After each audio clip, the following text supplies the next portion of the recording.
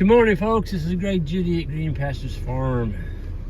We got a blistery morning this morning. I thought it felt unusually cold out, and I didn't look at the thermometer. And after looking at the thermometer, I kind of wish I hadn't looked at it. It confirmed my suspicions. It is cold out there. It's minus 13. And that's without the wind chill. So there is a pretty good, it feels like there's a breeze out there. Definitely is. I went and checked my water tank. I'm with the bulls this morning, the bulls and the steers, and I've got a big round bale on the back with my Greg Judy bale unroller that we use, and we have those available at our website, greenpasturesfarm.net. Anyway, I'm feeding the cows this morning in my little Toyota. I've got a heated cab. I have not started the four-wheeler for a couple days. You know, it's down in the negatives. I'm gonna use the cab of a heated truck if I can. I'm gonna get out and show you what we got going on here. Here come the bulls. They're following me down the hill. I made a windrow, and so I still got a bunch of it on there, probably over 3/4 of it. And Isaac, get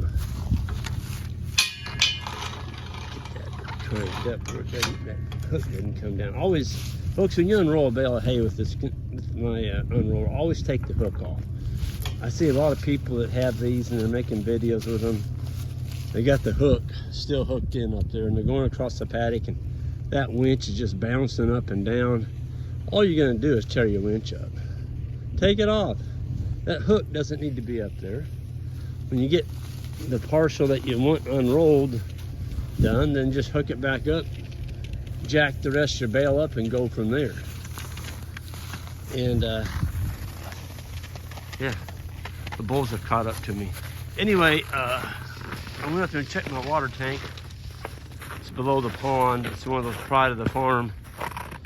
This is definitely the coldest morning of the year. I just wanted to see that blue tank over there. And minus 13 below. The west drinker on this side, on the left, that's west. It had a 1/2 inch ice on it. And the drinker on the right, facing east, had 0. There was still water showing. So just, the east wind isn't as cold as the west wind, I guess. It is kind of snuggled down in there. I mean, it's got cedars on the left-hand side. It's got the pond dam on the north. It's got trees on the east. But the true temperature, it showed in that tank right there. It was a full 1/2 inch thick on the left. Took my foot and broke it, and I'm like, okay, I'm gonna take one for the team this morning. I took off my George Heller mitten that I get from George. And George, I wanted to reach out and thank you. I kind of made a plug about it and how George could send me another pair or so, and he did. And he sent Jan a pair too. Jan's are leather. She's got leathers, more feminine looking, but they got the real nice sheep wool on the inside. I don't know if it's sheep wool, but it's wool. Some kind of covering. Is all I know is it keeps my hands really warm. And on this one, I've got all I did is I just take a hand warmer and slide it down in there, and boy, I mean, my whole hand's just nice and toasty. Even my thumb. This is the thumb that I frostbit in 2019. So it's extremely hard to keep that thumb warm, but this is doing it. Minus 13 below, and my hand's toasty. Anyway, the bulls have kind of caught up to me. I'm gonna take this bale, and continue to unroll it. And yeah, I had a lot of comments about my video yesterday. You know, wintering cattle outside, and you know, it just makes sense for us. I'm not saying everybody has to do everything the way we do it, and I don't think, you know, I guess it kind of came off that way, and I'm sorry if it did. I'm just showing you what works here in Missouri. We do like outwintering the cattle. They just seem to do better. We don't have to spread out the manure if we keep them in a barn all winter and bring hay to them each day. Well, then all those nutrients are in that barn. And I'd rather have it out here on the landscape. That way I don't have to spread it out. So I'm just, you know, if I offended somebody that's got them up in a barn, that wasn't the intention, but it sure could come off that way, and my apologies. So anyway, I wanted to give a plug for, we got a few bulls left here, and oh, the grazing school.